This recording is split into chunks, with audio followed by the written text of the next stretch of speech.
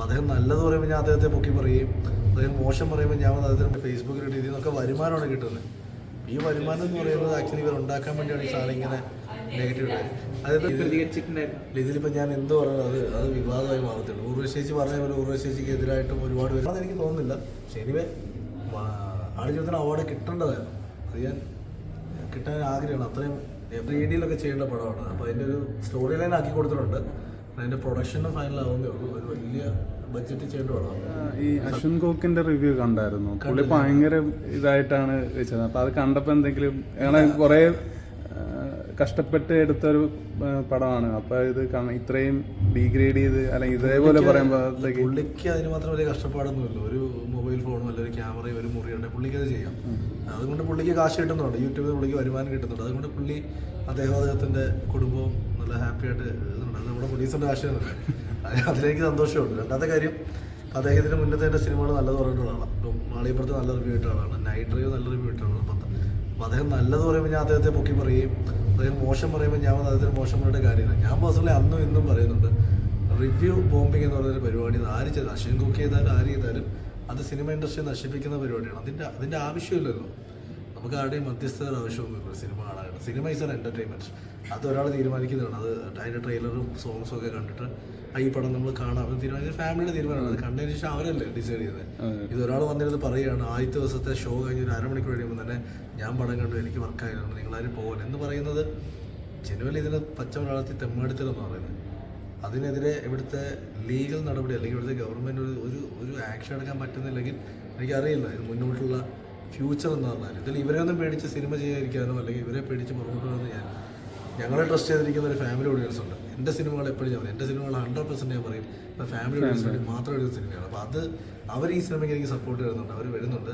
സിനിമയ്ക്ക് രണ്ട് അഭിപ്രായം കാണാം. സിനിമ ഇഷ്ടപ്പെടുന്നവരാണ്, ഇഷ്ടപ്പെടാത്തവർ കാണാം. ആഫ്റ്റർ ഓൾ എനിവേ ഇതൊരു ആർട്ട് ഫോമാണ്.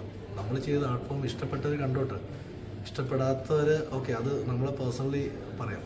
അതൊരു ഫേസ്ബുക്കിലോ ഇൻസ്റ്റാഗ്രാമിലോ പോയിട്ട് വളരെ മോശമായിട്ട് അത് പേഴ്സണലി പോലും ഒരു അറ്റാക്ക് കഴിഞ്ഞ കുറേ ദിവസമായിട്ട് നമ്മൾ അനുഭവിക്കുന്നുണ്ട്. കഴിഞ്ഞ ദിവസം കണ്ടൊരു കമൻറ്റാണ്, അമ്പലത്തിൽ ആളെ കയറ്റാൻ വേണ്ടി സിനിമ എഴുതുന്ന ആളാണ് ഞാനെന്ന്. എനിക്കത് മനസ്സിലായില്ല അത് എന്ത് അർത്ഥത്തിലാണ് പറഞ്ഞതെന്നുള്ളത്. കാരണം പിന്നെ സുമതിയോടെ കണ്ടിട്ട് എത്ര പേരാണ് അമ്പലത്തിൽ പോകുന്നത് എനിക്കറിയില്ല. മാളികപ്പുറം സിനിമയിൽ പിന്നെ അതിനൊരു ഡിബേറ്റ് ഇതെങ്ങനെ എനിക്ക് മനസ്സിലാവുന്നത്. പിന്നെ അത് ഞാൻ മൈൻഡ് ചെയ്യുന്നില്ല. ഇപ്പം ഞാൻ നാളെ ഇനിയും ഞാൻ അങ്ങനത്തെ സിനിമകൾ ഇപ്പോൾ ഞാൻ ചെയ്യും. അപ്പോൾ ഇനിയൊരു മാളികപ്പുറം പോലെ സിനിമ ഞാൻ ചെയ്യാൻ സാധ്യതയുണ്ട്. ഇതിനു മുന്നും ഫിലിം ക്രിട്ടിക്സ് ഉണ്ടായിരുന്നു. അതിൽ നിന്ന് ഭയങ്കര വ്യത്യസ്തമായിട്ടാണ് ഇപ്പോൾ ക്രിട്ടിക്സ് വരുന്നത്. നമുക്കൊന്നും ഡൈജസ്റ്റഡ് ആവാത്ത രീതിയിലുള്ള ഒരാളെ മോശമായി ചിത്രീകരിക്കുകയും ചിലരെ പൊക്കി പറയാൻ അങ്ങനത്തെ രീതിയിലുള്ള ക്രിട്ടിക്സ് ആണ് ഇപ്പോൾ വരുന്നത്. ജെന്യൂനായിട്ടുള്ളൊരു ക്രിട്ടിക്സ് ഇപ്പോൾ വരുന്നില്ല. അപ്പോൾ അതിന് ക്രിട്ടിക്സ് അന്നും ഇന്നും ഞാൻ സിനിമ ക്രിട്ടിക്സ് ചെയ്ത് തെറ്റൊന്നുമല്ല. പക്ഷേ ഇത് ക്രിട്ടിക്സ് അല്ല, ഇതിലൂടെ ഈ വരുമാനത്തിന് വേണ്ടി ചെയ്യുന്ന പരിപാടിയാണല്ലോ. ഇതെങ്ങനെ ക്രിട്ടിക്സ് ആവുന്നത്? ക്രിട്ടിക്സ് എന്ന് വെച്ചാൽ അവരൊരു നോർമലി അവർ 10 പേരോട് പറയട്ടെ സിനിമയെ പറ്റി, അവർ ഓപ്പൺ ഫോറത്തിൽ പോയി സംസാരിക്കട്ടെ, അതിലൊരു അന്തസ്സുണ്ട്. പക്ഷേ ഇത് അവരുടെ യൂട്യൂബ് ചാനൽ അല്ലെങ്കിൽ അവരുടെ ഫേസ്ബുക്കിൽ ഇതിൽ നിന്നൊക്കെ വരുമാനമാണ് കിട്ടുന്നത്.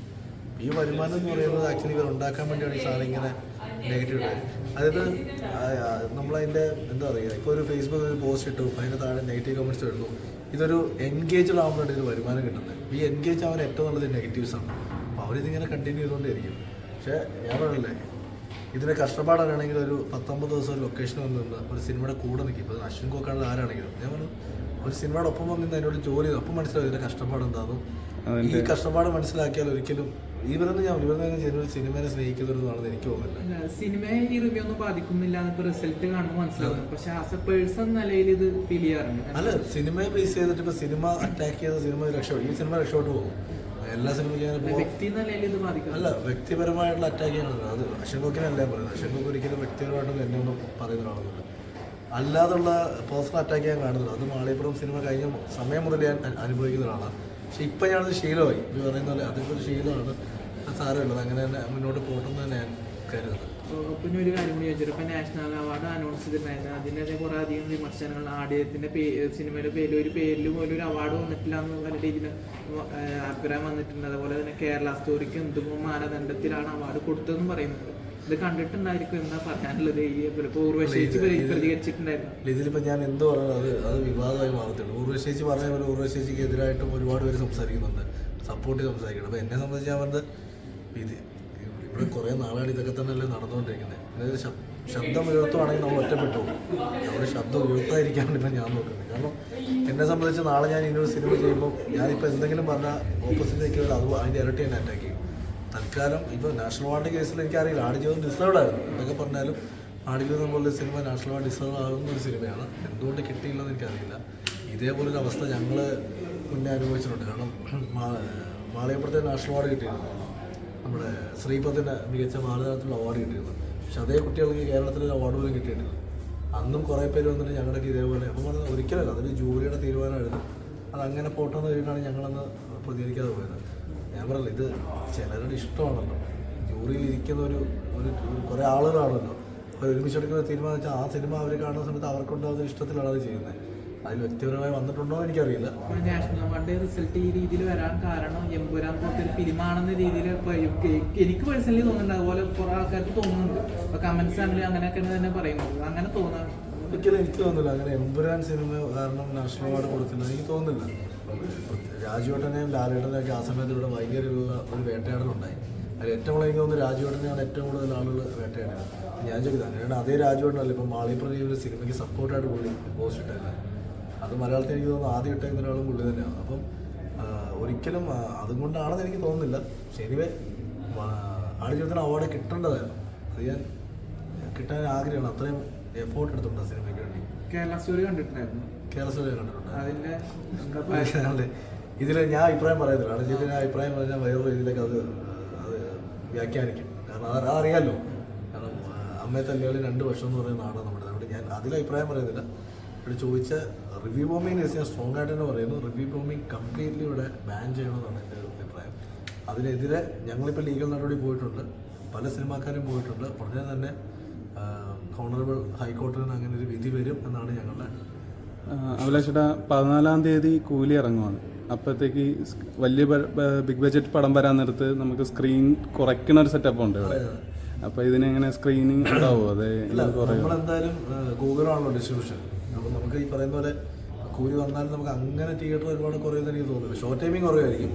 ഇവിടെ നമുക്ക് പല നല്ല സിനിമകൾ വരുമ്പോൾ ഇതേപോലെ വലിയ ബിഗ് ബഡ്ജറ്റ് അല്ലെങ്കിൽ മെയിൻ ആർട്ടിസ്റ്റിൻ്റെ ഒരു പടം വരാൻ നേരത്ത് സ്ക്രീൻ ഭയങ്കര കുറയ്ക്കും. 2 കാര്യം. ഒന്ന്, ഇൻഡസ്ട്രിയിൽ അങ്ങനെ അതൊരു വലിയ മുതൽ മുടക്കി വരുന്ന സിനിമ.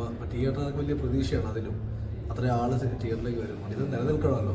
പക്ഷേ ചില വലിയ പടം വരുമ്പോൾ ചെറിയ സിനിമകളെ ബാധിക്കും. നമ്മൾ 4 ഷോ ഓടുന്ന സിനിമ 2 ഷോയെ മാറും. അത് കിട്ടുന്ന ചിലപ്പോൾ രാവിലത്തെ ഷോ ആയിരിക്കും, അതിന് ആൾ കാണുന്നില്ല. പ്രൈം ഷോസ് കിട്ടണമെന്നില്ല. അപ്പം കൂലി എന്തായാലും 2 ആഴ്ച കൊണ്ടാണ് വരുന്നത്. 2 ആഴ്ച വരെ ദൈവം അനുഗ്രഹിച്ചാൽ നമുക്ക് അങ്ങനെ വലിയ പിന്നെ രജനി സാറിൻ്റെ പടമല്ല, അത് നമ്മളും കാണാൻ ആഗ്രഹിക്കുന്നു. തീർച്ചയായിട്ടും അതും 100% അതൊരു വലിയ സക്സസ് ആവാൻ പോകുന്ന സിനിമയാണ്. രജനി സാറിന്റെ മകളുമായിട്ടൊരു പ്രോജക്റ്റ് അത് അന്ന് ഡിസ്കസ് ചെയ്തൊരു പോയിട്ട് അതിൻ്റെ ഒരു സ്റ്റോറി ഞങ്ങൾ മാറ്റിയിരുന്നു. അപ്പം അതിൻ്റെ ഒരു പരിപാടി നടക്കുന്നുണ്ട്. എപ്പോൾ നടക്കുമെന്ന് അറിയില്ല. പക്ഷെ അതിന് മുന്നേ ഞാൻ വിശാൽ പടം തമിഴിൽ തുടങ്ങും. എൻ്റെ സെക്കൻഡ് തമിഴ് പടം വിശാൽ പടമായിരിക്കും. അതാണ് ഉണ്ണിച്ചേട്ടൻ്റെ അടുത്ത സുഹൃത്ത് എന്ന നിലയിൽ ഞാൻ ചോദിക്കുന്നത്. അപ്പോൾ അന്ന് പറഞ്ഞിട്ടുണ്ടായിരുന്നു അത്ഭുത ദ്വീപിന്റെ അതിന്റെ അടുത്ത വർഷമുള്ളൂ. എന്തായാലും അടുത്ത വർഷം നടക്കത്തുള്ളൂ. അടുത്ത വർഷം സ്റ്റാർട്ടിംഗ് ആണ്. 2026 3Dയിലൊക്കെ ചെയ്യേണ്ട പടമാണ്. അപ്പോൾ അതിൻ്റെ ഒരു സ്റ്റോറി ലൈൻ ആക്കി കൊടുത്തിട്ടുണ്ട്. അതിൻ്റെ പ്രൊഡക്ഷനും ഫൈനലാവുന്നേ ഉള്ളൂ. ഒരു വലിയ ബഡ്ജറ്റ് ചെയ്യേണ്ട പടമാണ്. സത്യം പറയുമ്പോൾ വലിയ ബഡ്ജറ്റ് പടം ചെയ്യാൻ പേടിയാണ്. അത് കാരണമാണ് ഇങ്ങനെ സൈഡിൽ കൂടെ പോകുന്നത്. ഗോകുലത്തിന്റെ ഇതിൽ തന്നെയാണ് വരാൻ പോകുന്നത്. ഗോകുലം പ്രൊഡ്യൂസ് ചെയ്യുന്ന പടം അതല്ല. ഗോകുലം പ്രൊഡ്യൂസ് ചെയ്യുന്നത് M. മോഹനായിട്ട് ഡയറക്റ്റ് ചെയ്യുന്ന പടം. ഞാനിപ്പോൾ അനൗൺസ് ചെയ്തിട്ടുണ്ട്. ചെറിയ ലക്ഷ്മിക്കുട്ടി എന്ന പടം. അത് കഴിഞ്ഞാൽ ഞാൻ പ്രൊഡ്യൂസ് ചെയ്യുന്ന പാബ്ലോ പാർട്ടി ഷൂട്ട് നടക്കും. അത് കഴിഞ്ഞാൽ എൻ്റെ ഡയറക്ഷൻ പോയിട്ടായിരിക്കും. അപ്പോൾ അത് എൻ്റെ ഫൈനൽ ഡിസ്കഷൻ നടക്കുക. അപ്പോൾ അതെന്തായാലും ഈ വർഷം ലാസ്റ്റ് ആകുമ്പോൾ